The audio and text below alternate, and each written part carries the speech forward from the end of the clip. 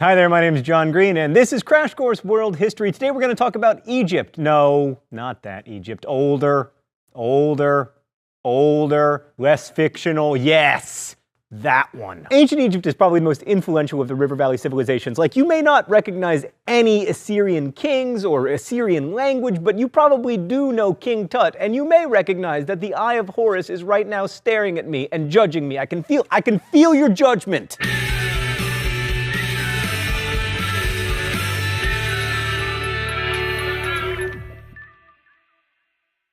When we think of ancient civilizations, we think of Egypt. There are a few reasons for this, like the fact that the pyramids are the last man standing among the 7 ancient wonders of the world. But more importantly, ancient Egyptian civilization lasted from 3000 BCE to 332 BCE. That's a period that historians call a long-ass time. And I will remind you, it is not cursing if I'm talking about donkeys. So there are many approaches to the study of history. You can view history as a millennia-long conversation about philosophy, or as clashes between great men, or you can see history through the lens of traditionally neglected populations like women, or indigenous peoples, or slaves. And we're going to try to take many approaches to our study of history during Crash Course. Mr. Green, which approach is right? I mean, for the test. Oh, me from the past. Remember how you spent all of 3rd year French writing notes back and forth to that girl and she eventually agreed to go out with you and you did make it to 2nd base, but now you can hardly parle un mot de français? Historical lenses are like that, my friend. With every choice, something is gained and something is lost. Right, so in discussing agriculture and early river valley civilizations, we've been approaching history through the lens of resource distribution and geography. And just as the violent and capricious Tigris and Euphrates rivers shaped the worldview of early Mesopotamians, the Nile shaped the worldview of the Egyptians. Let's go to the thought bubble. The Nile was regular, navigable, and benign, making for one of the safest and richest agricultural areas in the world. Each summer, the river flooded the fields at precisely the right time, leaving behind nutrient-rich silt for planting season. Planting was so easy that Egyptians just tossed seeds around the silty earth and then let their cattle or pigs walk on it to press the seeds into the ground, and then boom, grain and figs and wheat and pomegranates and melons and joy. Unlike most river valley civilizations, Egyptian communities existed only along the Nile, which was navigable enough to get valuable resources downstream, from timber to gold, which the Egyptians considered the divine metal, thereby introducing an idea that would eventually culminate in Mr. T. The Nile is also easily tamed. While other river valley civilizations needed complicated and labor-intensive hydraulic engineering projects to irrigate crops, the Nile was so chill that Egyptians could use a simple form of water management called basin irrigation, in which farmers used floodwaters to fill earthen basins and canals for irrigation. In short, the awesomeness of the Nile meant Egyptians could create big food surpluses with relatively little work, allowing time and energy for some pretty impressive projects. Also, the Nile may help explain ancient Egypt's general optimism. While ancient Sumerian religion, for instance, saw the afterlife as this gloomy, dark place, Egyptians were often buried with things that were useful and pleasurable to them in life, because the afterlife was seen as a continuation of this life, which, at least if you lived along the Nile, wasn't half bad. Thanks, Thought Bubble. And now, my dear pupils, I shall terrorize you with the oppression of dates. No, dates. Yes, thank you. Historians have divided Egyptian history into 3 broad categories, each with their own numbered dynasties. But only hardcore Egyptologists know the dynasties, and we're not trying to become hardcore Egyptologists. The Old Kingdom lasted from 2649 to 2152, the Middle Kingdom from 2040 to 1640, and the New Kingdom, so-called because it is only 3,000 years old, lasted from 1550 to 1070 BCE. In between, you have a couple so-called intermediate periods. Okay, Old Kingdom. This was really the glory age of ancient Egypt, when you got all the stuff that would later make Indiana Jones possible, like the pyramids at Giza and the Sun King Ra and the idea of divine kingship. The king, or pharaoh, was either a god or very close to a god, which seems like a good gig, except that it meant he wasn't expected to act like a person, he was expected to act like a god, which in ancient Egypt means acting like the Nile. Calm, cool, benevolent. There's no fun in that. And then, of course, there are the pyramids, which, aside from remaining impressive to behold, represent a remarkable degree of political and social control over the population, because it is not easy to convince people to devote their lives to building a sarcophagus for someone else. The most famous pyramids were built between 2575 and 2465 BCE. The one with the Sphinx was built for Khephren. The largest, the Great Pyramid, was built for the pharaoh Khufu. The pyramids were built partly by peasants who were required by Egyptian law to work for the government a certain number of months per year, and partly by slaves, but not by Moses and the Jews, who showed up on the scene long before the pyramids were ever even a twinkle in Khufu's eye. This leads to an overwhelming question. Why?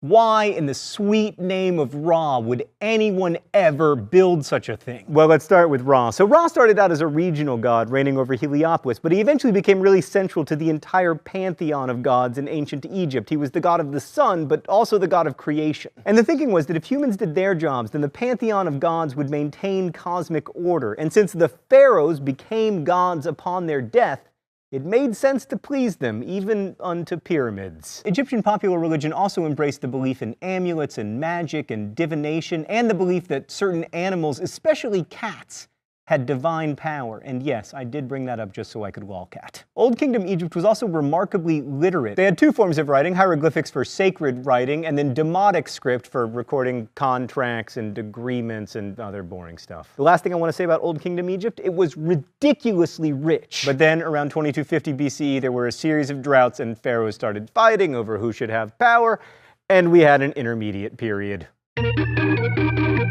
which was followed by the Middle Earth. What? The Middle Kingdom? Oh, really? That's a bummer, Stan. I want it to be the Middle Earth. How awesome would that be? Like right in the middle of Egyptian history, there were hobbits. So the Middle Kingdom, which apparently had no hobbits, restored pharaonic rule in 2040 BCE, but with some distinct changes. First, the new rulers were outsiders from downriver in Nubia. Second, they fostered a new pantheon of gods, the star of which was Amen, which means hidden. So here's a little lesson from history. Hidden gods tend to do well because they're omnipresent. So Amen eventually merged with Ra to form the god Amen-Ra, who was like the best god ever, and all the Middle Kingdom pharaohs made temples for him and devoted all of their surplus to his glory. The Middle Kingdom also developed an interest in conquering, specifically the new pharaoh's homeland of Nubia, and they developed a side interest in getting conquered, specifically by the Semitic peoples from the Levant. They were able to conquer much of Egypt using superior military technology like bronze weapons and compound bows and chariots of fire. What? They're just regular chariots? Stan, why are you always killing my dreams? One group, the Hyksos, were able to conquer all of Egypt, but rather than destroying Egyptian culture, they just relaxed like the Nile and assimilated into the Egyptians. And the Egyptians adopted their military technology, and then the Egyptians destroyed the Hyksos and expelled them from Egypt. And then by 1550 BCE, there was again an Egyptian pharaoh, Ahmosis, whose name only sounds like an STD. Anyway, after all this conquering and being conquered, Egypt eventually emerged from its geographically imposed isolationism and... Can we cue the New Kingdom graphic, please? There it is! New Kingdom Egypt continued this military expansion, but it looked more like an empire, particularly when they headed south and took over land in an attempt to find gold and slaves. Probably the most expansive of the New Kingdom pharaohs was Hatshepsut, a woman who ruled Egypt for about 22 years and who expanded Egypt not through military might, but through trade. But most New Kingdom pharaohs, being dudes, focused on military expansion, which brought Egypt into conflicts with the Assyrians, who you'll remember from last week, and then the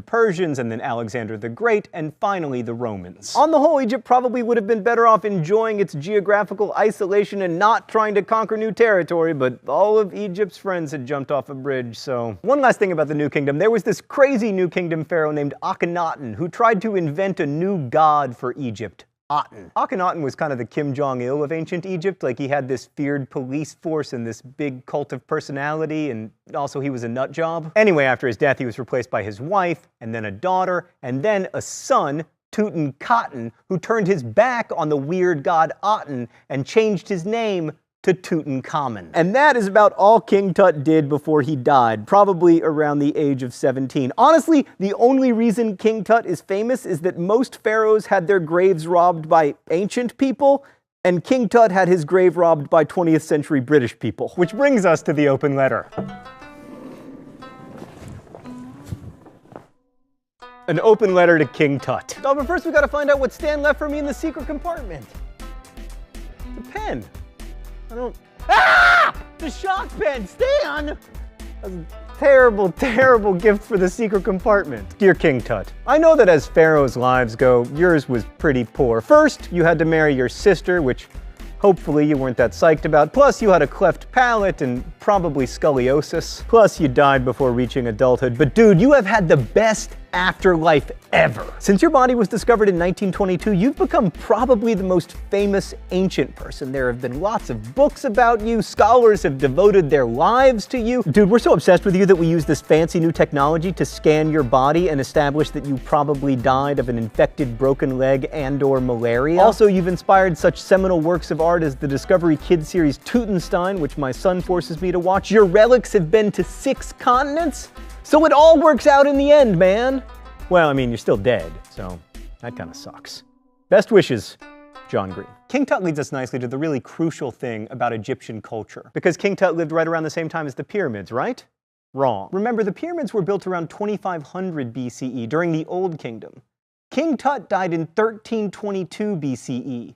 1,200 years later. That's 5.5 Americas, but because Egypt was so similar for so long, it all tends to blend together when we imagine it. Ancient Egypt lasted 1,000 years longer than Christianity has been around, and 800 years longer than that other super long-lived civilization, China. So there was an entire culture that lasted longer than Western civilization has existed, and it had run its course before the West was even born. Next week, we'll be looking at the Persians and the Greeks. I'll see you then.